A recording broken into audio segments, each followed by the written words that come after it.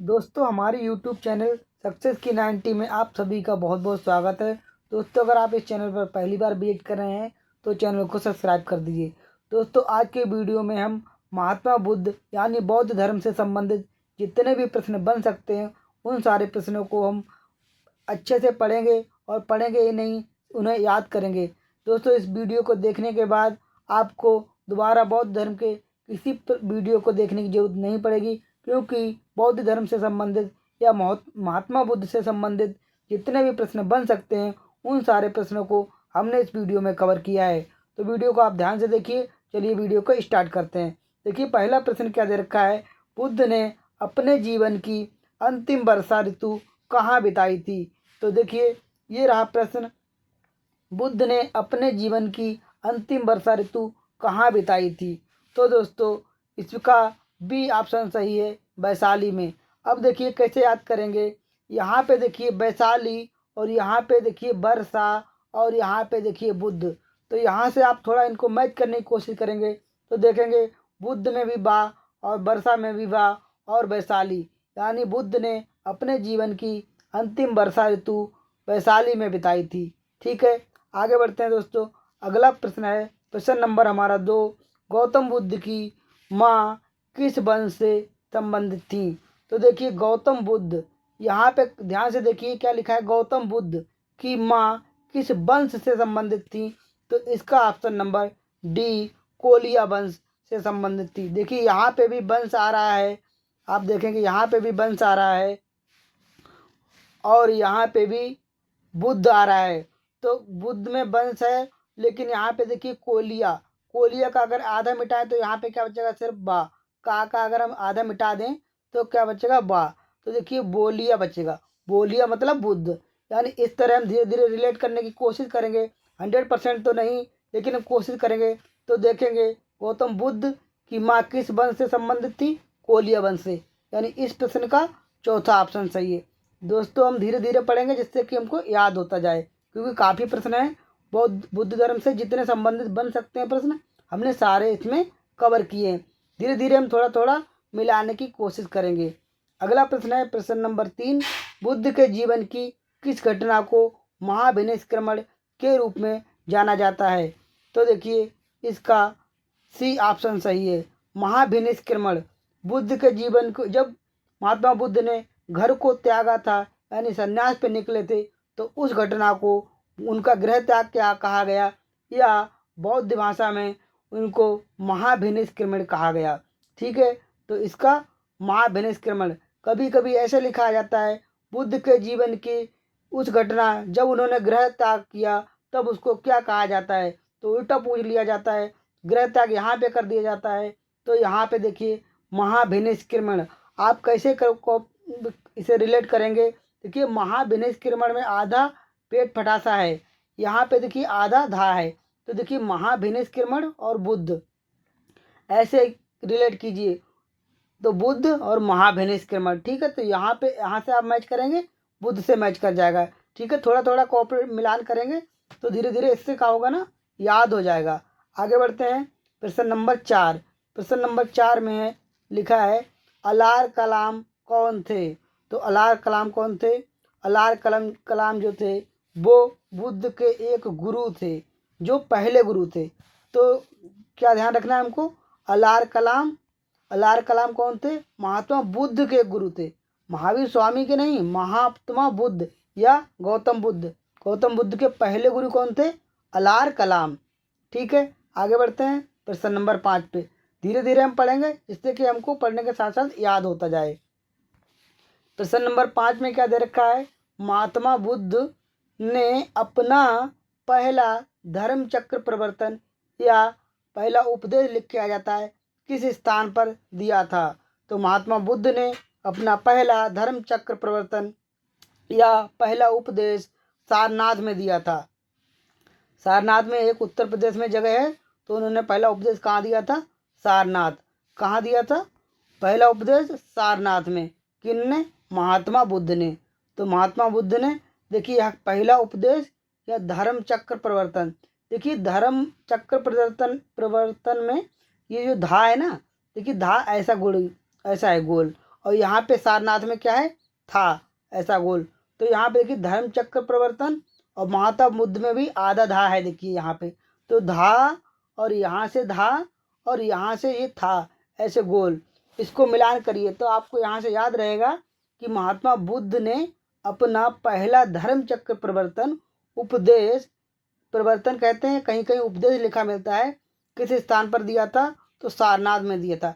यानी इस प्रश्न का बी ऑप्शन सही हो जाएगा। तो दोस्तों इस तरह धीरे धीरे आप रिलेट करेंगे तो उससे थोड़ा आसान हो जाएगा याद करना। पर तो हम सभी लोग लेते हैं, लेकिन याद करना थोड़ा कठिन हो जाता है। हम वही करने की कोशिश कर रहे हैं। ऐसे प्रश्न और PDF आपको जगह जगह कहीं भी मिल जाएंगे, लेकिन इसे सही से पढ़ना, याद करना कठिन है। देखिए प्रश्न नंबर 6 में क्या दे रखा है। प्रश्न नंबर 6 में दे रखा है, निम्नलिखित में से कौन बुद्ध के जीवन काल में ही संघ प्रमुख होना चाहता था। तो इसका ऑप्शन है ऑप्शन नंबर ए, देवदत्त।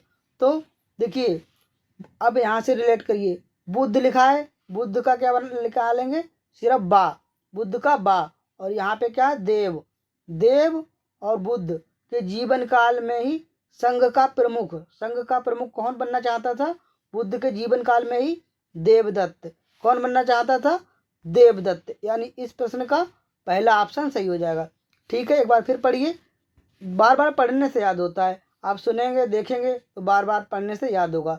निम्नलिखित में से कौन बुद्ध के जीवन काल में ही संघ का प्रमुख होना चाहता था या प्रमुख बनना चाहता था। तो कौन चाहता था, देवदत्त। यहाँ पे देव में बा और यहाँ पे बुद्ध। ठीक, आगे बढ़ते हैं, इस तरह धीरे धीरे रिलेट करेंगे तो याद होगा। प्रश्न नंबर 7 में क्या दे रखा है, निम्न में से किस बौद्ध साहित्य में महात्मा बुद्ध के नैतिक एवं सिद्धांत संबंधी प्रवचन संकलित हैं। तो महात्मा बुद्ध के नैतिक एवं सिद्धांत संबंधी प्रवचन कहाँ हैं, ये सुत्त पिटक में। यानी इस प्रश्न का डी ऑप्शन। अब देखिए यहाँ पे कैसे रिलेट करेंगे, यहाँ पे लिखा है सुत्त मतलब आदत आ रहा है सुत्त, और यहाँ पे क्या आ रहा है, बुद्ध। यहाँ पे बुद्ध और सुत्त क्या उनके नैतिक सिद्धांत। देखिए सिद्धांत में आधा था, बुद्ध में आधा था और सुत्त में आदत था। तो ऐसे रिलेट करेंगे, महात्मा बुद्ध के नैतिक एवं सिद्धांत संबंधी प्रवचन कहाँ हैं, सुत्त पिटक में। इस प्रश्न का डी ऑप्शन हो जाएगा। आप इसकी अगर PDF डाउनलोड करना चाहते हैं तो इसके डिस्क्रिप्शन में चैनल हमारा दे रखा है, टेलीग्राम चैनल सक्सेस की 90 नाम से ही, रेलवे ग्रुप डी नाम से दिखाई देगा आपको टेलीग्राम पे। तो वहाँ से ये वाली PDF आप डाउनलोड कर सकते हैं और इन प्रश्नों को नोट कर सकते हैं। चलिए अगला प्रश्न देखते हैं।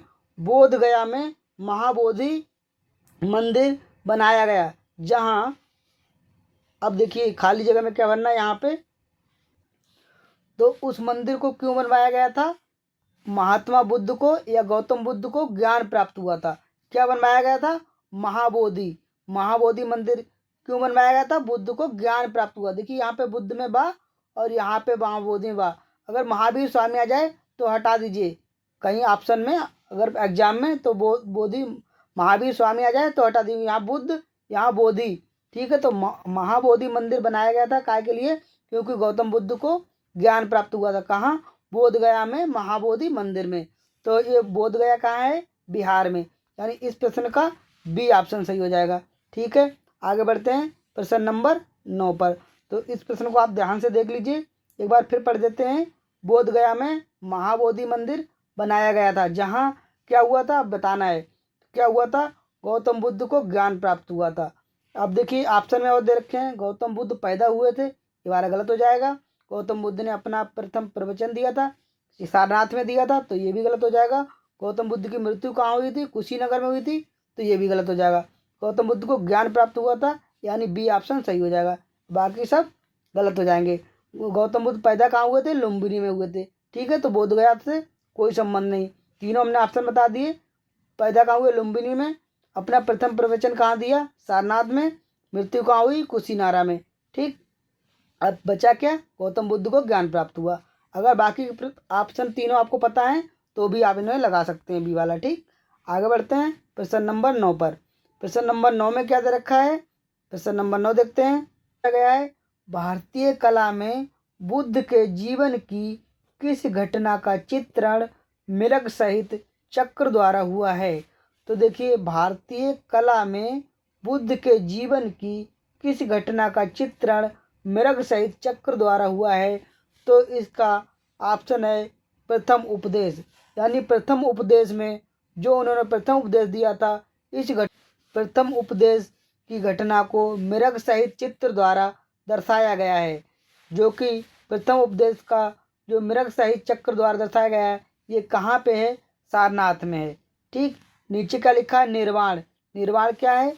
उन्होंने जब उनकी मृत्यु हुई थी, महात्मा बुद्ध की मृत्यु को क्या कहा गया? निर्वाण। महाविनिष्क्रमण क्या कहा गया? महात्मा बुद्ध के गृह त्याग को। ठीक, बचा क्या? संबोधि। संबोधि को हम आगे पढ़ेंगे। तो इस प्रश्न का सी ऑप्शन सही हो गया। आप एक बार पढ़ लीजिए दोबारा, मैं आगे बढ़ता हूँ। ठीक है, अगर दोस्तों वीडियो की स्पीड ज़्यादा लगे तो आप प्लेबैक में जाके स्पीड कम कर लीजिए, और कम लगे तो स्पीड आप बढ़ा सकते हैं। मैं थोड़ा स्पीड धीरे से चला रहा हूँ अपने हिसाब से कि लोग अच्छे से याद कर लें, क्योंकि पढ़ना तो कहीं भी PDF से आप पढ़ लोगे, लेकिन वो याद नहीं होता है। अब देखिए, इसमें क्या दे रखा है? गांधार शैली की मूर्ति कला में बुद्ध के सारनाथ में हुए प्रथम धर्मोपदेश से संबद्ध प्रवचन मुद्रा का नाम है। तो प्रवचन मुद्रा का नाम पूछा है, तो उस प्रवचन मुद्रा का नाम है धर्म चक्र। क्या है? धर्म चक्र। अब देखिए यहाँ पे क्या है? धर्म चक्र, और यहाँ पे क्या है? मुद्रा। देखिए, प्रवचन मुद्रा, देखिए मुद्रा, और देखिए चक्र, यहाँ पे रहा और यहाँ पे बुद्ध में देखिए बुद्ध, और देखिए धर्म, बुद्ध का धा, यहाँ पे देखिए धर्म। तो क्या, और क्या यहाँ पे? गांधार शैली, देखिए यहाँ पे भी धा। तो ऐसे कुछ कुछ वर्ड आप मिला के याद करेंगे तो है गांधार शैली की मूर्ति कला में बुद्ध के सारनाथ। देखिए सारनाथ था, सारनाथ देखिए यहाँ जहाँ पे आपको ये सारनाथ दिख जाए, इसका था ऐसा है। और इसी तरह धर्म का धा दिख जाए, या बुद्ध का ये जहाँ पे था दिख जाए, वहाँ बुद्ध का धा मिला दीजिए, यानी बुद्ध का संबंध सारनाथ से होगा। ठीक, तो इस प्रश्न का कौन सा ऑप्शन? सी ऑप्शन सही हो जाएगा। आगे बढ़ते हैं, प्रश्न नंबर 11। देखिए, इसमें 67 क्वेश्चन है जो भी बौद्ध धर्म से बन सकते थे। मैंने सारे प्रश्न डाउनलोड किए हैं, सारे प्रश्न बनाए हैं। कोई प्रश्न आपका कोई भी वनडे एग्जाम में छूटेगा नहीं। ठीक है, तो वीडियो को पूरा देखिए, एक बार नहीं 2 बार देखिए, जिससे आपको याद हो जाए। अब इस प्रश्न को पढ़ते हैं। बुद्ध की खड़ी प्रतिमा निम्न में से किस काल में बनाई गई? तो बुद्ध की खड़ी प्रतिमा यानी खड़ी हुई मूर्ति किस काल में बनाई गई? तो कुषाण काल में। अब देखिए कुषाण काल, सॉरी मैं रेक्टेंगल लेता हूँ, कुषाण काल में। अब देखिए यहाँ पे क्या रखा है? कुषाण, कुषाण में कु, और यहाँ पे बुद्ध में बू। तो यहाँ पे छोटू की, यहाँ पे छोटू। खड़ी प्रतिमा की बात हो रही है, खड़ी तो का कुषाण, और खा से खड़ी, तो का खा, और यहाँ पे देखिए छोटू की मात्रा, यहाँ पे छोटू की मात्रा। इस तरह थोड़ा थोड़ा रिलेट करेंगे तो ये रियल में सही नहीं है कि जी एग्जैक्ट नहीं बता सकते, कोई कुछ और भी बता सकता है, लेकिन इससे क्या होगा, थोड़ा थोड़ा रिलेट करेंगे तो हमको याद हो जाएगा। बुद्ध की खड़ी प्रतिमा निम्न में से किस काल में बनाई गई है? तो कुषाण काल में। ठीक, यानी इस प्रश्न का बी ऑप्शन सही हो जाएगा। आगे बढ़ते हैं, प्रश्न नंबर 12। प्रश्न नंबर 12 में देखिए बोधिसत्व पूछा गया है। अभी पीछे था संबोधि, यहाँ पे क्या है? बोधिसत्व। मैं थोड़ा आगे बढ़ा लेता हूँ प्रश्न को। देखिए यहाँ पे क्या दे रखा है? महायान बौद्ध धर्म में बोधिसत्व अवलोकितेश्वर को और किस अन्य नाम से जाना जाता है? देखिए, तो महायान बौद्ध, जैसा कि आप जानते होंगे या नहीं जानते तो जान लीजिए, बौद्ध धर्म आगे चल के 2 भागों में बट गया था, हीनयान और महायान। तो यहाँ पे क्या कहा गया? महायान। महायान बौद्ध धर्म में बोधिसत्व, देखिए बौद्ध बोधिसत्व। ठीक, अवलोकितेश्वर को और किस अन्य नाम से जानते हैं? तो पद्म पाणी। किस नाम से जानते हैं? पद्म पाणी। ठीक, तो इस प्रश्न का सी ऑप्शन सही हो जाएगा, पद्म पाणी। देखिए पद्म पाणी, देखिए पद्म और ये महायान। अगर आपको बुद्ध याद है यानी बौद्ध धर्म याद है तो पद्म, पद्म यहाँ पे आ रहा, पद्म का माँ, और यहाँ पे महायान। ठीक, तो यानी हीनयान से आप बच जाएंगे। पदम, और पदम का माँ का मतलब महायान। ठीक, तो बौद्ध धर्म के महायान से संबंधित है पदम पाड़ी। ठीक, यहाँ पे पदम और महायान से आप रिलेट कर लेंगे। ठीक, आगे बढ़ते हैं प्रश्न नंबर 13 पे। जैसे भी आप रिलेट करना चाहें अपने हिसाब से आप खुद भी कर सकते हैं। मैं रेलवे में सिलेक्टेड हूँ, मैं इस तरह की से ही रिलेट करता था और मैं याद करता था। आप भी अपना जैसा चाहें वैसा याद कर लीजिए। फिलहाल मुझे जैसा आता है मैं आपको बता रहा हूँ। ठीक है, इसमें क्या दे रखा है, बोधिसत्व पदम पाड़ी का चित्र सर्वाधिक प्रसिद्ध और प्राय चित्रित चित्रकारी है जो, तो ये अजंता में है। यानी इस प्रश्न का पहला ही ऑप्शन सही हो जाएगा। अजंता में क्या है का चित्र, क्या है अजंता में बोधिसत्व पदम पाणी का चित्र जो कि सर्वाधिक प्रसिद्ध है। तो यानी इस प्रश्न का ए ऑप्शन सही हो जाएगा। आगे बढ़ते हैं प्रश्न नंबर 14। प्रश्न नंबर 14 में क्या दे रखा है, अजंता की गुफाएं निम्नलिखित में से किससे संबंधित हैं। तो देखिए ऑप्शन में देखिए, रामायण से संबंधित हैं, या महाभारत से संबंधित हैं, या जातक कथाओं से संबंधित हैं, या पंचतंत्र की कहानियों से संबंधित हैं। तो दोस्तों अजंता की गुफाएं जातक कथाओं से संबंधित हैं, यानी इस प्रश्न का सी ऑप्शन सही हो जाएगा। तो जातक कथाएं किससे संबंधित थी, बौद्ध धर्म से। ठीक है, जातक कथाएं किससे संबंधित थी, बौद्ध धर्म से। अब देखिए जातक कथाएं किससे संबंधित थी, बौद्ध धर्म से, और अजंता की गुफाएं किससे संबंधित हैं, जातक कथाओं से। ठीक, आगे बढ़ते हैं। एक बार दो बार पढ़ने से, बार बार पढ़ने से याद होता है। बाकी एक बार पढ़ा के निकल जाए कोई दिक्कत नहीं है हमको, लेकिन हम चाह रहे हैं कि आपको पढ़ने के साथ साथ याद हो जाए। देखिए प्रश्न नंबर 15 में क्या दे रखा है, बराबर की पहाड़ी की गुफाओं के विषय में निम्न में से कौन एक सही नहीं है। तो यहाँ पे जरूर देख लीजिए सही नहीं है, तो कौन सही नहीं है, इसे मैं थोड़ा हटा देता हूँ, पूरा प्रश्न दिख जाए। बराबर की पहाड़ी पर कुल 4 गुफाएं हैं, ये वाला हम पढ़ रहे हैं। बराबर की पहाड़ी पर कुल 4 गुफाएं हैं, तो ये बात तो सत्य है, इसमें पूछा है जो सत्य नहीं है। ठीक, तो ये वाला ऑप्शन गलत हो जाएगा। 3 गुफाओं की दीवार पर अशोक के शिलालेख उत्कीर्ण हैं। 3 गुफाओं की दीवार पर अशोक के शिलालेख उत्कीर्ण हैं, ये कथन सही है। तो अगर ऐसे कोई प्रश्न रहें तो ऐसे याद कर लिया करो कि 3 गुफाओं की दीवार पर अजंता में, ये बराबर की पहाड़ी में 3 गुफाओं की दीवार पर अशोक के अभिलेख उत्कीर्ण है। ये सही बात है, ये भी सही बात है, लेकिन हमको गलत ढूंढना है। देखिए यहाँ पे क्या लिखा है, जो सही नहीं है। और देखिए अगला क्या है, ये अभिलेख इन गुफाओं को आजीविकों को समर्पित होने का उल्लेख करते हैं। कौन से अभिलेख, बराबर की जो पहाड़ी हैं उनकी गुफाओं में जो अभिलेख लिखे गए हैं वो अभिलेख क्या कर रहे हैं, ये अभिलेख इन गुफाओं को आजीविकों को समर्पित होने का उल्लेख करते हैं। ठीक, अगला प्रश्न है, अगला ऑप्शन है, ये अभिलेख ईसा पूर्व 6ठी शताब्दी के हैं। तो ये वाला ऑप्शन गलत हो जाएगा, गलत ही हमको ढूंढना है। ये अभिलेख 6ठी ईसा पूर्व शताब्दी के हैं, ये वाला गलत है क्योंकि 6ठी ईसा पूर्व शताब्दी के नहीं हैं। आप कमेंट बॉक्स में बताइए कि कौन सी ईसा पूर्व शताब्दी के हैं, इसका आंसर आपको कमेंट बॉक्स में देना है। देखिए इस प्रश्न में क्या पूछा गया है, निम्नलिखित में से किसे सर्वश्रेष्ठ स्तूप मानते हैं। तो किसे मानते हैं, सांची के स्तूप को। यानी इन जो स्तूप दे रखे हैं, आपने इन स्तूपों का तो नाम भी नहीं सुना होगा शायद, बरहुत और अमरावती का, क्योंकि आपने सिर्फ इन 2 का ही नाम सुना होगा, लेकिन ये भी स्तूप है। अगर आप ज़्यादा गहराई से पढ़ेंगे तो इन प्रश्नों को आप दोबारा देख पाएंगे, अमरावती और भरूच वालों को। लेकिन आप अगर वनडे एग्जाम की तैयारी करते हैं, एसएससी रेलवे ग्रुप डी, तब इनकी ज़रूरत नहीं पड़ेगी, ये गहराई से पढ़ने पर मिलते हैं। बाकी आप इनको सांची और सारनाथ को याद रखिए, यही बार बार पूछे जाते हैं। अब देखिए इसको हम याद कैसे करेंगे, निम्नलिखित में से सर्वश्रेष्ठ स्तूप मानते हैं, तो किसे मानते हैं, सांची को। अब देखिए यहाँ पे क्या है, सांची, यहाँ पे क्या लिखा है, सर्वश्रेष्ठ, ये क्या है, स्तूप। सर्वश्रेष्ठ स्तूप किसे मानते हैं, सांची को। सर्वश्रेष्ठ स्तूप किसे मानते हैं, सांची के स्तूप को। यानी इस प्रश्न का सी ऑप्शन सही हो जाएगा। किसे मानते हैं? सर्वश्रेष्ठ स्तूप सांची को। ठीक, आगे बढ़ते हैं। हम 2-3 बार रिपीट इसलिए कर रहे हैं कि जिससे कि आपको याद हो जाए।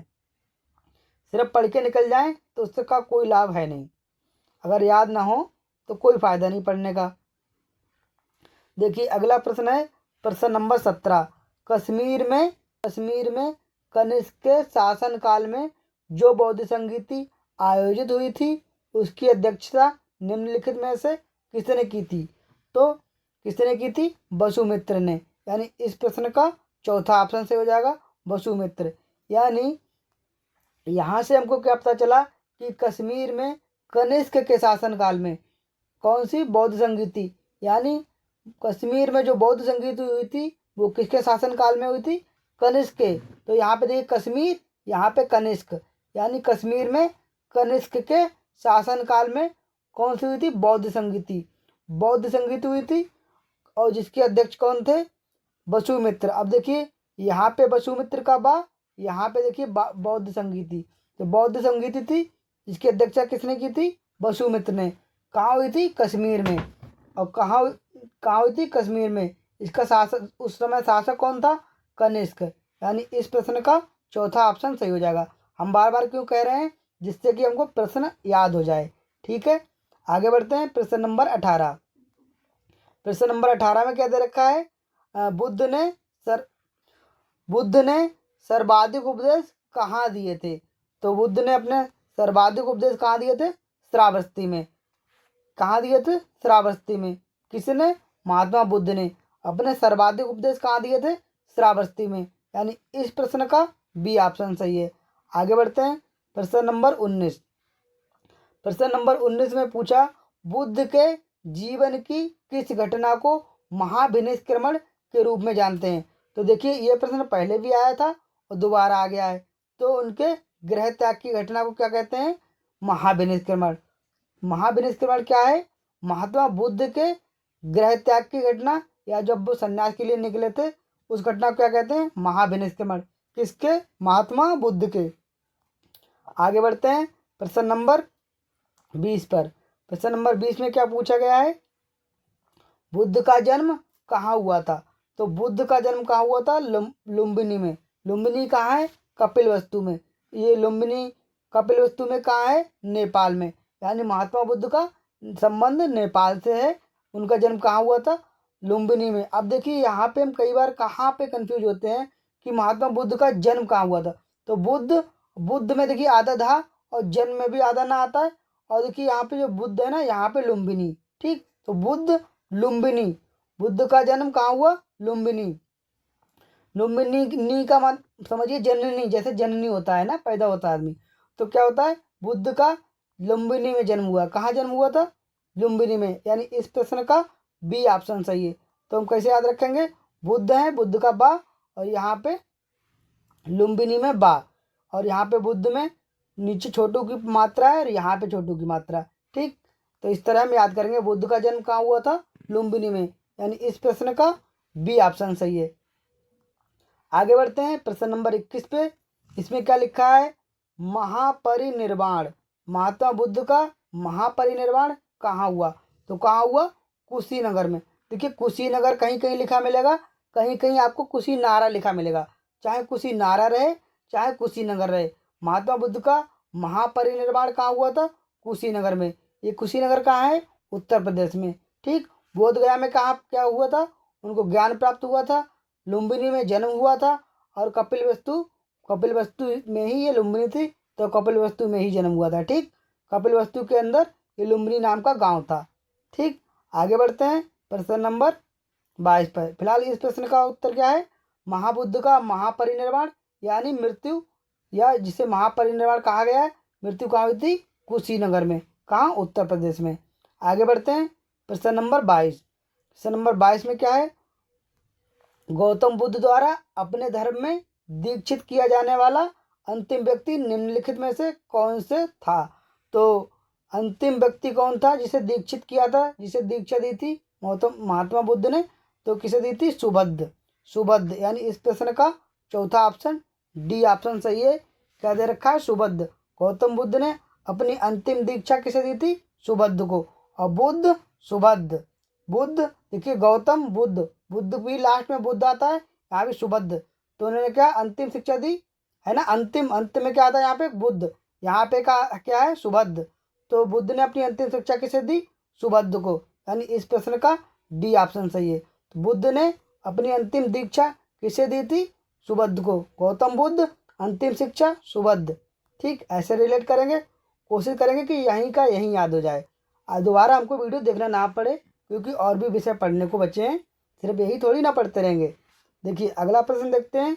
बुद्ध की मृत्यु के बाद प्रथम बौद्ध संगीति की अध्यक्षता, यहाँ पे की लिखा है, मैं लिख देता हूँ कि बुद्ध बौद्ध संगीति की अध्यक्षता किसके द्वारा की गई थी, तो महाकश्यप द्वारा, यानी इस प्रश्न का ए ऑप्शन सही है। एक बार फिर पढ़ते हैं, क्या रखा, बुद्ध की मृत्यु के बाद प्रथम बौद्ध संगीति की अध्यक्षता किसके द्वारा की गई थी, तो महाकश्यप द्वारा। अब देखिए यहाँ पे पहला ऑप्शन सही हो जाएगा। अब देखिए बुद्ध और कश्यप, बुद्ध की मृत्यु के बाद बौद्ध संगीति की अध्यक्षता मृत्यु के बाद अगर पूछा जाए तो किसके द्वारा की गई थी, महाकश्यप द्वारा। तो इसे रिलेट नहीं हो पा रहा है, लेकिन आप कोशिश करिए किस तरह से कर सकते हैं, मैं नहीं कर पा रहा हूँ, लेकिन आपको याद रखना है बुद्ध की मृत्यु के बाद प्रथम बौद्ध संगीति की अध्यक्षता किसके द्वारा की गई थी, तो महाकश्यप द्वारा, यानी इस प्रश्न का ए ऑप्शन सही है। अब देखिए प्रश्न नंबर क्या दे रखा है, प्रश्न नंबर दे रखा है 24। 24 में क्या दे रखा है, सप्तपर्णी। देखिए सप्तपर्णी गुफा स्थित है, तो सप्तपर्णी गुफा कहाँ स्थित है, राजगीर में। राजगीर कहाँ है, बिहार में, यानी इस प्रश्न का सी ऑप्शन सही है। ठीक है, पर्णी गुफा स्थित है, यानी सप्तपर्णी गुफा कहाँ स्थित है ये पूछा गया है, तो ये कहाँ स्थित है, राजगीर में। राजगीर कहाँ है, बिहार में।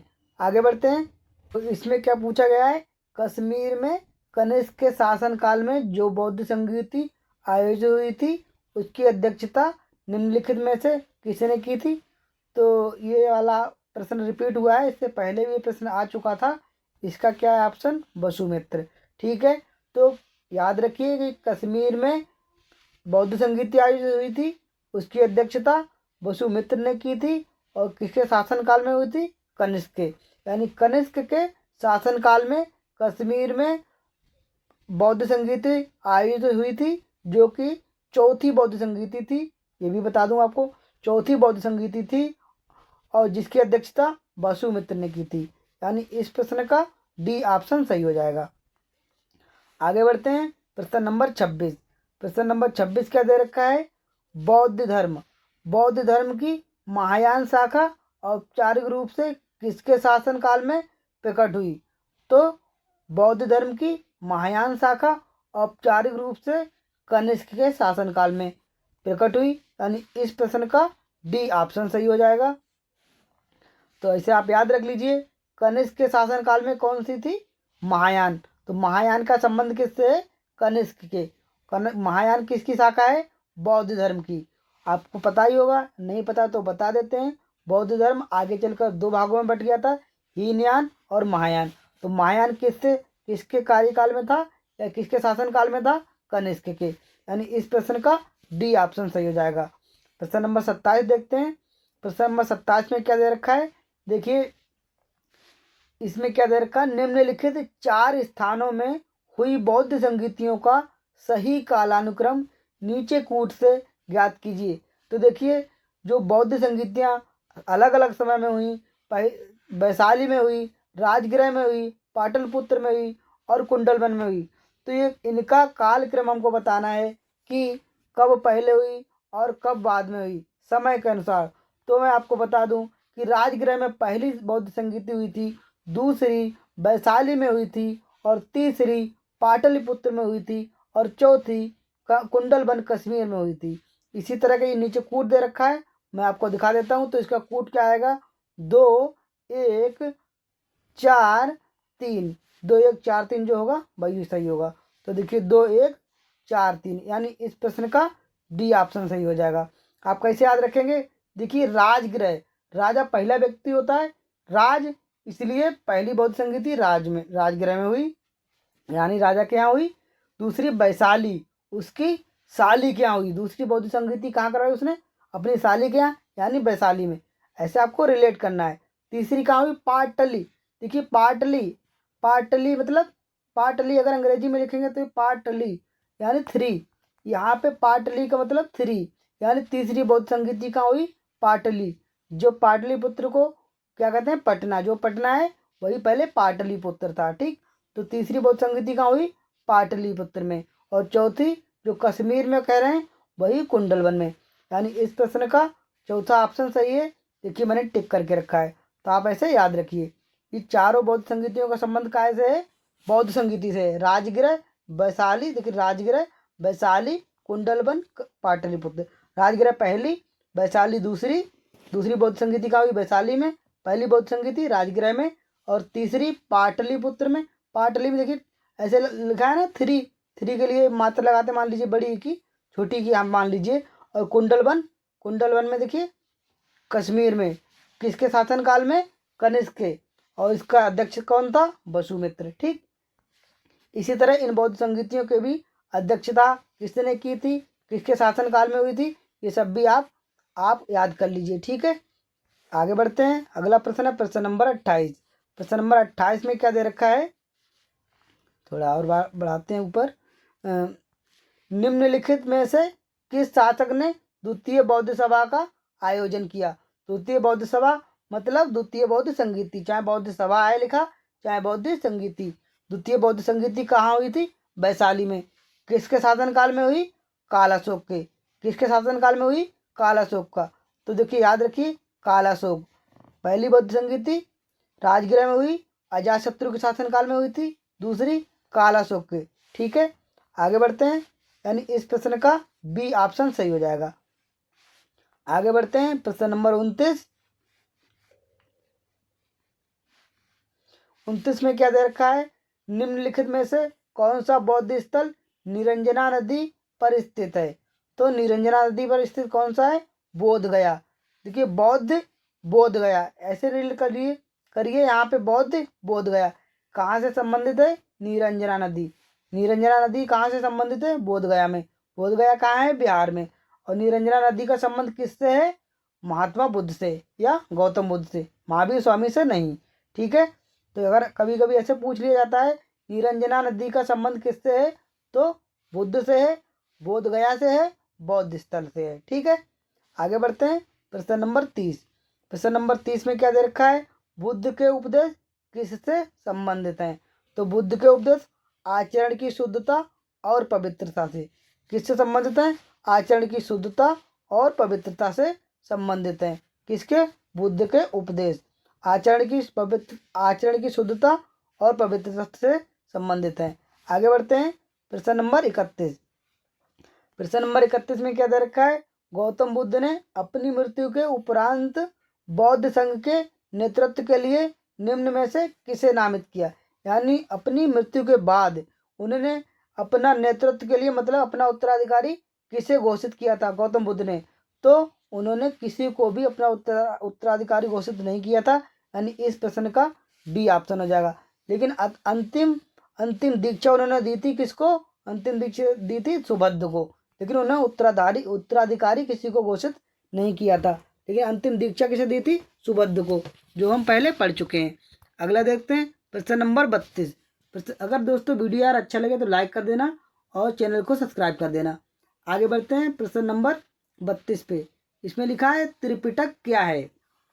तो त्रिपिटक के ऑप्शन दे रखे हैं गांधी जी के 3 मंदिर, ब्रह्मा विष्णु महेश, महावीर के 3 नगीने और बुद्ध के उपदेशों का संग्रह। तो देखिए हम लोग कई बार बुद्ध से और महावीर से कंफ्यूज होते हैं। तो त्रिपिटक का किससे संबंध है? बुद्ध से। किससे संबंध है? देखिए बुद्ध में आधा धा रहता है और त्रिपिटक में आधा ता रहता है, क्योंकि आधा ता में ही रा लगाने से त्रा बनता है। तो यहाँ पे बुद्ध में आधा धा और त्रिपिटक में आधा ता। तो आधा आधा का संबंध किससे है? बुद्ध से। यानी त्रिपिटक का संबंध किससे है? बुद्ध से। ठीक है, बुद्ध के उपदेशों का संग्रह कहाँ है? त्रिपिटक में। बुद्ध के उपदेशों का संग्रह कहाँ है? त्रिपिटक में। आगे बढ़ते हैं, यानी इस प्रश्न का डी ऑप्शन सही हो जाएगा। आगे बढ़ते हैं प्रश्न नंबर 33। प्रश्न नंबर 33 में क्या पूछा गया है? बुद्ध के बौद्ध धर्म के त्रिरत्न का क्या अभिप्राय है? बौद्ध धर्म के त्रिरत्न का क्या अभिप्राय है? तो त्रिरत्न में त्रिपिटक नहीं आता। त्रिरत्न का मतलब तीन रत्न। तीन रत्न कौन कौन से? बुद्ध, धम्म, संघ। किसके हैं ये? बौद्ध धर्म के। देखिए बौद्ध का बा आ गया और धा का आधा धा आ गया और संघ बचा। ठीक, तो यानी इसके संघ अपनी तरफ से जोड़ लीजिए। क्या बचा? बौद्ध धर्म के त्रिरत्न कौन से हैं? बुद्ध, धम्म, संघ। कौन कौन से हैं? बुद्ध, धम्म, संघ। यानी बौद्ध धर्म के त्रिरत्न क्या क्या हैं? बुद्ध, धम्म, संघ। आप इन्हें बार बार पढ़िए, बार बार सुनेंगे तो इससे याद होगा। ठीक, पढ़ के एक बार हम हट जाएंगे तब ऐसे ऊपर से निकल जाएगा। बार बार हम इसलिए पढ़ रहे हैं आपको याद हो जाए। मैं तो सिलेक्टेड हूँ, मुझे याद रहे ना रहे, लेकिन आपको याद रहना चाहिए। अगला सवाल क्या है? अशोकाराम विहार निम्नलिखित में से किस स्थान पर स्थित था? तो अशोकाराम विहार पाटलिपुत्र में। पाटलिपुत्र कहाँ है? बिहार में। जो बिहार की राजधानी पटना है उसे पाटलिपुत्र कहते हैं। तो क्या है? अशोकाराम विहार निम्नलिखित में से किस स्थान पर स्थित है? तो ये पाटलिपुत्र में है। ठीक, आगे बढ़ते हैं। प्रश्न नंबर 35 होगा। प्रश्न नंबर 35 पे चलते हैं। प्रश्न नंबर 35 में क्या पूछा गया है? स्तूप स्थल जिसका संबंध भगवान बुद्ध के जीवन की किसी घटना से नहीं रहा, तो वह कौन सा है? सांची का स्तूप। दोस्तों, सांची के स्तूप से महात्मा बुद्ध के जीवन की कोई भी घटना जुड़ी नहीं है। लेकिन आप कंफ्यूज कहाँ पे होंगे?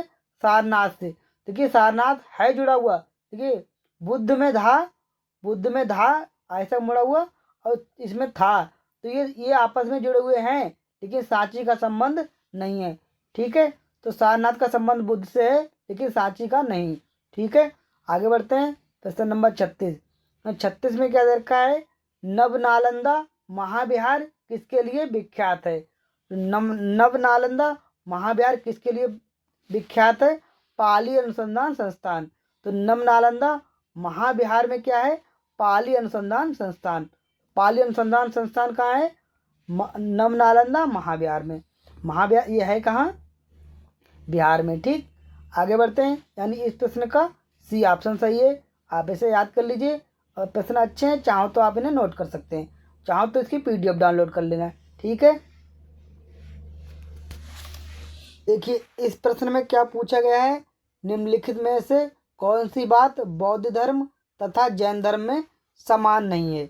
तो देखिए इसका ऑप्शन दे रखा है अहिंसा। अहिंसा भी दोनों में बात कही गई है, तो ये वाला गलत हो जाएगा। इसमें पूछा समान नहीं है। वेदों के प्रति उदासीनता दोनों में कहा गया है। अब देखिए रीति रिवाजों की अस्वीकृति दोनों में कहा गया है। बचा क्या? आत्मदमन। हम याद कैसे रखेंगे? देखिए हम कैसे याद रखेंगे? जहाँ पर देखिए क्या लिखा है? दोनों समान नहीं है, यानी एक दूसरे का दमन करेंगे। यानी जहाँ पे दमन की बात हो जाए वहाँ पर एक दूसरे के समान नहीं है, यानी गलत है। तो क्या है? धर्म में समान नहीं है। बौद्ध धर्म और जैन धर्म आपस में समान कहाँ नहीं है? जब एक दूसरे का दमन करें। तो इस तरह आप याद कर लीजिए। मैं ये नहीं कह रहा हूँ कि ये सही बात है, आप जैसे भी याद करें, जैसे मैं याद करवाने की कोशिश कर रहा हूँ कि जहाँ बौद्ध धर्म और जैन धर्म समान नहीं है, कहाँ? आत्मदमन। यानी इस प्रश्न का सी ऑप्शन सही है। आगे बढ़ते हैं। प्रश्न नंबर 38। प्रश्न नंबर 38 में क्या दे रखा है? भगवान बुद्ध ने निम्नलिखित 4 आर्य सत्यों का प्रतिपादन किया। नीचे दिए गए कूट का प्रयोग करके उन्हें सही क्रम में रखिए। तो उन्होंने 4 क्या दिए थे? 4 सत्य, आर्य सत्य दिए थे। उनको नीचे दिए कूट का प्रयोग करके उन्हें सही क्रम में रखना है। तो क्या है? दुख है, उन्होंने क्या क्या बताए थे? 4 आर्य सत्य। दुख बताया था, दुख का कारण बताया था, दुख का कारण ये रहा, और दुख का निरोध बताया था, और दुख निरोध का मार्ग बताया था। तो बताए तो चारों थे, लेकिन इनको क्या करना है? सही क्रम में रखना है। तो क्या बताया था? पहला आएगा ए, और उन्होंने पहले दुख बताया, फिर उन्होंने कहा दुख का कारण, बताया यानी डी बताया। फिर क्या बताया?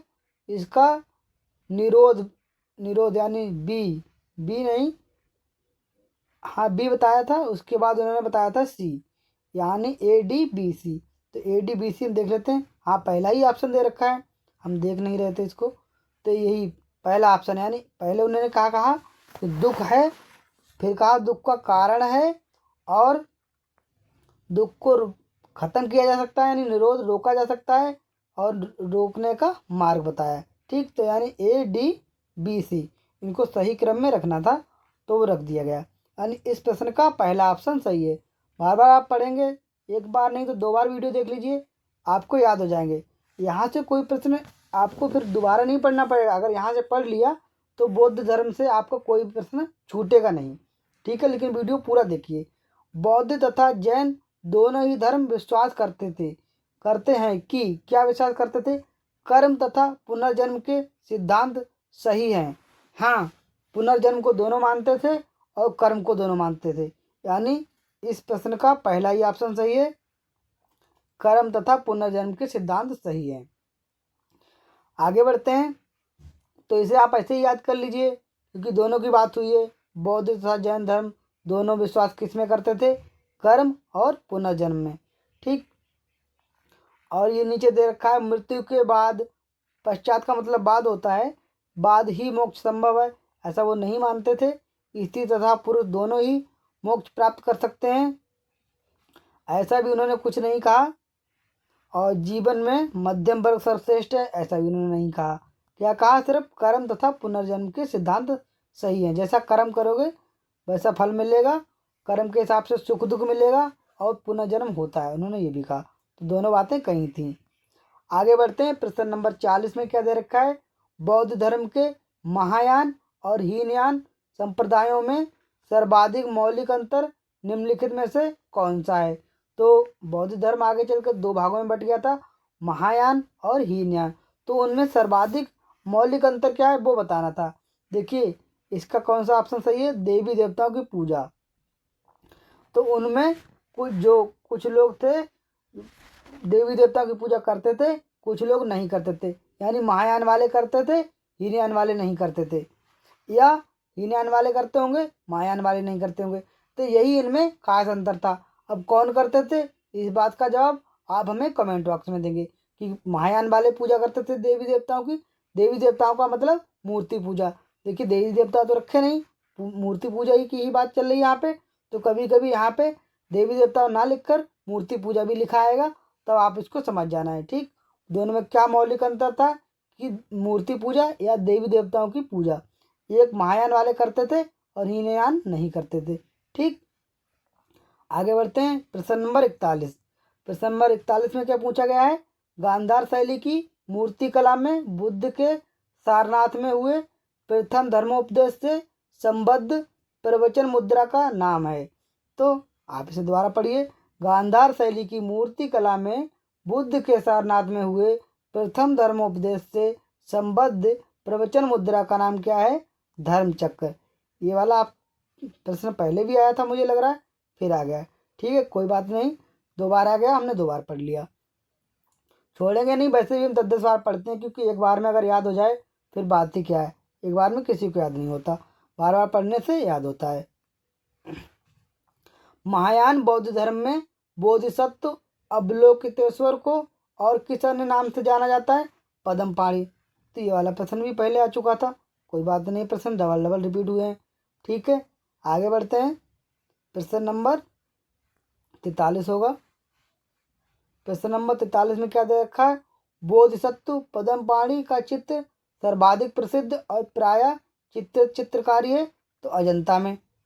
यानी कई बार प्रश्न हमको लग रहा है रिपीट हो रहे हैं, कोई बात नहीं, लेकिन इसके ऑप्शन अलग हैं। देखिए, अजंता, बादामी, बाग में, एलोरा में। कई बार हमको ऑप्शन ही कंफ्यूज करते हैं कि हमको पता होते हुए भी हम नए नए ऑप्शन देखे कंफ्यूज हो जाते हैं। तो देखिए, बोधिसत्व पद्मपाणि का चित्र सर्वाधिक प्रसिद्ध, इसका बोधिसत्व पद्मपाणि का चित्र सर्वाधिक प्रसिद्ध और प्राय चित्रकारी है, जो कहाँ है? अजंता में। यानी इस प्रश्न का पहला ही ऑप्शन सही है। आगे बढ़ते हैं। प्रश्न नंबर 44 पे। हीनयान अवस्था का विशालतम एवं सर्वाधिक विकसित शैलकृत चैत्यगृह स्थित है, किसका? हीनयान। तो हीनयान अवस्था का विशालतम एवं सर्वाधिक विकसित शैलकृत चैत्यगृह स्थित है? कहाँ है? कार्ले में। यानी इस प्रश्न का सी ऑप्शन सही है। तो आप इसे याद रख लीजिए, हीनयान का संबंध किससे? कार्ले से। हीनयान का सबसे विशालतम एवं सबसे विकसित शैलकृत कहाँ है? कार्ले में। आगे बढ़ते हैं प्रश्न नंबर 45 पर। इस प्रश्न में क्या पूछा गया है? निम्नलिखित में से किस शैलकृत गुफा में 11 सिरों के बोधिसत्व का अंकन मिलता है? क्या पूछा गया है? शैलकृत गुफा में 11 सिरों के बोधिसत्व का अंकन मिलता है। कहाँ मिलता है? कन्हेरी में। यानी इस प्रश्न का सी ऑप्शन सही हो जाएगा।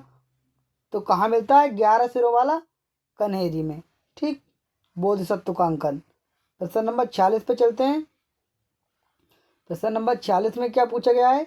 संसार अस्थिर और क्षणिक है का निम्न में से किससे संबंध है?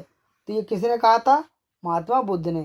क्या कहा था? कि संसार अस्थिर है यानी स्थायी नहीं है, प्रति क्षण बदल रहा है और क्षणिक है, और कोई भरोसा नहीं किस क्षण ये खत्म हो जाए। ठीक, तो ये किन्होंने कहा था? महात्मा बुद्ध ने कहा था, ना कि जैन गीता ने। ठीक, तो इसका पहला ही ऑप्शन सही हो जाएगा। आगे बढ़ते हैं प्रश्न नंबर 47। प्रश्न नंबर 47 में क्या पूछा? निम्नलिखित में से किसे एशिया के ज्योतिपुंज के तौर पर जाना जाता है?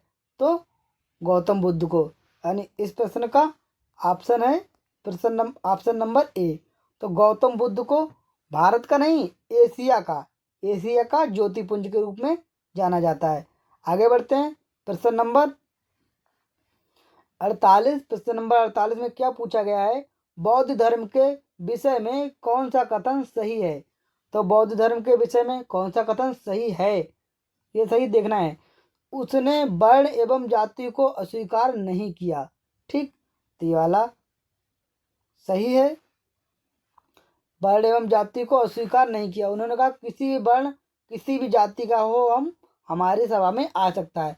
यानी किसी उन्होंने जाति वाति की बात नहीं की। किन्होंने? बुद्ध ने। उसने ब्राह्मण वर्ग की सर्वोच्च सामाजिक कोटि को चुनौती दी। हाँ, सर्वोच्च चुनौती जो ब्राह्मण वर्ग था उसको उन्होंने चुनौती दी। आगे तीसरा ऑप्शन क्या है? उसने कुछेक शिल्पों को निम्न माना। उन्होंने कुछेक शिल्पों को निम्न माना, ये भी ऑप्शन सही है। तो इस तरह इसके चारों ऑप्शन सही हो जाएंगे और ऑप्शन नंबर डी। ठीक है, आगे बढ़ते हैं प्रश्न नंबर 49। प्रश्न नंबर 49 में क्या पूछा गया है? देखिए, इसका थोड़ा मैंने जूम आउट किया है क्योंकि प्रश्न काफ़ी बड़ा है। इसमें क्या दे रखा है? कुछ शैलकृत बौद्ध गुफाओं को चैत्य कहते हैं जबकि अन्य को विहार, दोनों में क्या अंतर है? तो देखिए, ये वाला सवाल कई बार पूछा जाता है, एनटीपीसी में भी, ग्रुप डी में भी और एसएससी के भी प्रश्नों में पूछा गया है। मैंने सारे एग्जाम दिए हैं लेकिन मैं रेलवे में सेलेक्टेड हूँ। ठीक है, तो इसका ऑप्शन क्या है? Option number B. देखिए, चैत्य क्या होता है? पूजा स्थल। चैत्य क्या होता है? पूजा स्थल। जबकि बिहार क्या होता है? बौद्ध भिक्षुओं का निवास स्थान। बिहार में क्या करते हैं? रहते हैं। देखिए, जैसे अगर आप कैसे याद रखिए, बिहार एक मान लीजिए स्टेट है, उसमें क्या लोग रहते हैं। और चैत्य, चैत्य तो कुछ पता ही नहीं, चैत्य क्या है? पूजा स्थल। ठीक, तो मान लेते हैं चैत्य क्या होता है? बौद्ध लोगों का पूजा स्थल होता है और बिहार रहने का स्थान। ठीक, आगे बढ़ते हैं प्रश्न नंबर 50 पर। और रह गए हैं 17 प्रश्न। तो धीरे धीरे हमने 50 प्रश्न लगभग कर लिए हैं। पूरा वीडियो आपको देख के जाना है, छोड़ के नहीं जाना। अगर प्रश्न सारे अच्छे हैं, याद कर लोगे, तो ये कोई ना कोई प्रश्न आपको ग्रुप डी या रेलवे या किसी भी कंपटीशन में मिल ही जाएगा। देखिए क्या है? जैन दर्शन के अनुसार सृष्टि की रचना एवं पालन पोषण कौन करता है? सार्वभौमिक विधान से हुआ है। किसने किया है? सार्वभौमिक विधान से। किसके अनुसार? जैन दर्शन के अनुसार। ठीक है, तो इस प्रश्न में जैन की बात हुई है, यहाँ पे कंफ्यूज नहीं होना। जैन दर्शन के अनुसार सृष्टि की रचना एवं पालन पोषण सार्वभौमिक विधान से हुआ है। आगे बढ़ते हैं, नीचे भी ऑप्शन पढ़ लीजिए। सार्वभौमिक सत्य से हुआ है? नहीं। सार्वभौमिक आस्था से हुआ है? नहीं। सार्वभौमिक आत्मा से हुआ है? नहीं। सार्वभौमिक विधान से हुआ है। ठीक, प्रश्न नंबर 51 में क्या लिखा है? अष्टांगिक मार्ग की संकल्पना अंग है दीपवंश की विषय वस्तु का। किसकी? दीपवंश की विषय वस्तु का। इस प्रश्न का पहला ही ऑप्शन सही है। अष्टांग मार्ग की संकल्पना अंग है दीपवंश की विषय वस्तु का। नीचे ऑप्शन पढ़ लीजिए। दिव्यावदान की विषय वस्तु का, महापरिनिर्वाण की विषय वस्तु का, धर्मचक्र प्रवर्तन सूत्र की विषय वस्तु का। तो इस तरह आप कंफ्यूज मत हो जाइए ऑप्शन देखकर। कभी कभी हम लोग ऑप्शन हमारे लिए खतरनाक हो जाते हैं। तो अष्टांग मार्ग की संकल्पना दीपवंश की विषय वस्तु का अंग है। दीपवंश की विषय वस्तु का अंग है क्या? अष्टांग मार्ग की संकल्पना। आगे बढ़ते हैं। प्रश्न नंबर 52। प्रश्न नंबर 52 ने क्या पूछा? बौद्ध संघ में भिक्षुणी के रूप में स्त्रियों के प्रवेश की अनुमति बुद्ध द्वारा दी गई थी। कहाँ दी गई थी? वैशाली में। वैशाली में कौन सा हुआ था? बौद्ध धर्म की द्वितीय संगीति हुई थी। तो ऐसे ही पूछा जा सकता है कि बौद्ध संघ में भिक्षुणी के रूप में स्त्रियों के प्रवेश की अनुमति बुद्ध द्वारा किस संगीति में दी गई थी? द्वितीय संगीति में। कहाँ हुई थी? वैशाली में। पहली संगीति कहाँ हुई थी बुद्ध की? बौद्ध संगीति राजगृह में। दूसरी वैशाली में। तीसरी पाटलिपुत्र। चौथी कुंडलवन कश्मीर में। ठीक, आगे बढ़ते हैं। यानी इस प्रश्न का बी ऑप्शन सही हो जाता है। हमने टिक लगा के रखा है, देख लीजिए एक बार प्रश्न। ठीक है। प्रश्न नंबर 53। इनमें से कौन सी प्रथम बौद्ध नन थी? प्रथम बौद्ध नन कौन थी? नन मतलब भिक्षुणी जो पहली उसमें सभा में शामिल हुई थी, कौन थी? गौतमी। कभी कभी प्रजापति गौतमी लिख के आता है। तो यानी इस प्रश्न का ऑप्शन नंबर बी सही है, जो कि इनकी महात्मा बुद्ध की मौसी थी। ठीक है, आगे बढ़ते हैं। प्रश्न नंबर 54। प्रश्न नंबर 54 में क्या पूछा गया है? बोधिसत्वों का धर्म किसे कहते हैं? तो बोधिसत्वों का धर्म किसे कहते हैं? महायान को। हीनान को नहीं, महायान को। यानी बोधिसत्वों का धर्म किसे कहते हैं? महायान को। ठीक, तो यानी इस प्रश्न का बी ऑप्शन सही हो जाता है। आगे बढ़ते हैं। प्रश्न नंबर 55। प्रश्न नंबर 55 में क्या पूछा गया है? बौद्ध धर्म के महायान संप्रदाय का संस्थापक नागार्जुन निम्नलिखित में से किस शासक का समकालीन था? एक बार फिर पढ़ते हैं दोबारा। बौद्ध धर्म के महायान संप्रदाय का संस्थापक नागार्जुन निम्नलिखित में से किस शासक का समकालीन था? तो महायान संप्रदाय का संस्थापक था, कौन था? नागार्जुन। किस शासक का समकालीन था? कनिष्क का। देखिए वैसे ही महायान का संबंध किससे है? कनिष्क से। और नागार्जुन, महायान की बात चल रही है तो नागार्जुन का क्या था? महायान संप्रदाय का संस्थापक।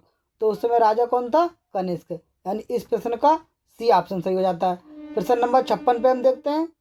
पूछा गया है बौद्ध साहित्य में किस नगर का उल्लेख नहीं है? तो बौद्ध साहित्य में किस नगर का उल्लेख नहीं है? लखनऊ का।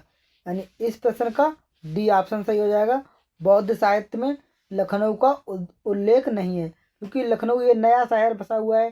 तो पहले 540 ईसा पूर्व में बुद्ध का जन्म हुआ था और लगभग 6 ईसा पूर्व में उन्होंने इसका बौद्ध धर्म का प्रचार प्रसार किया था, इसका ग्रोथ हुई थी।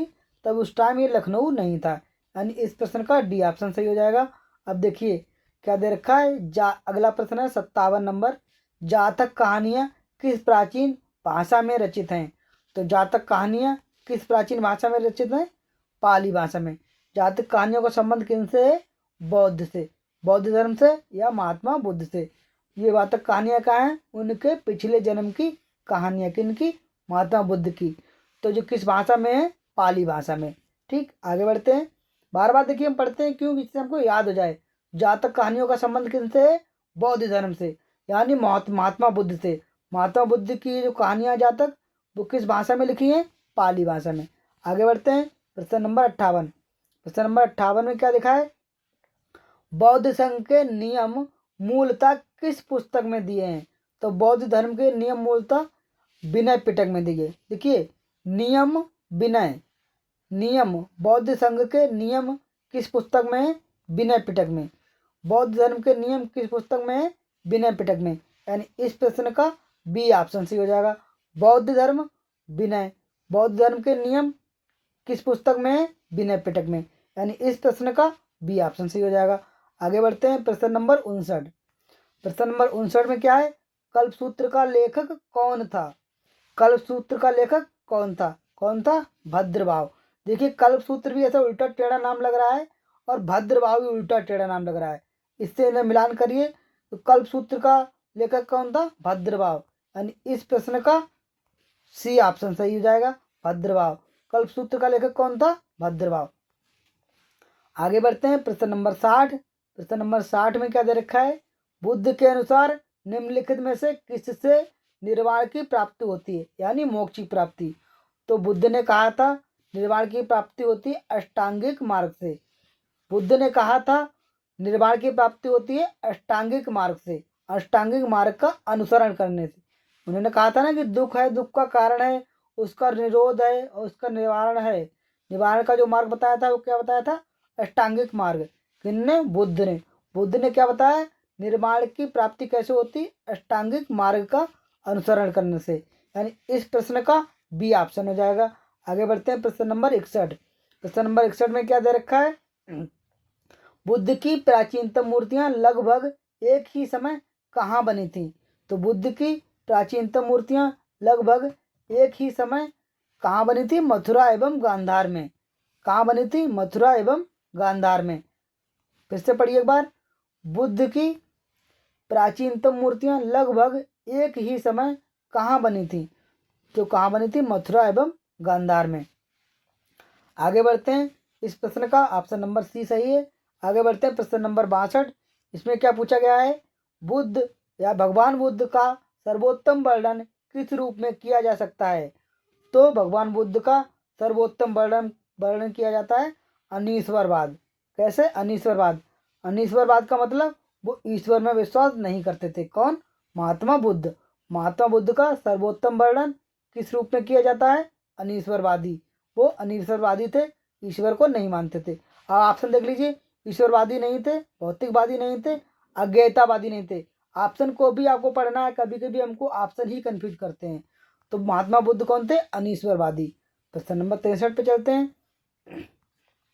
बौद्ध संरचना धामेक स्तूप कहाँ पर है? बौद्ध संरचना धामेक स्तूप कहाँ पर है?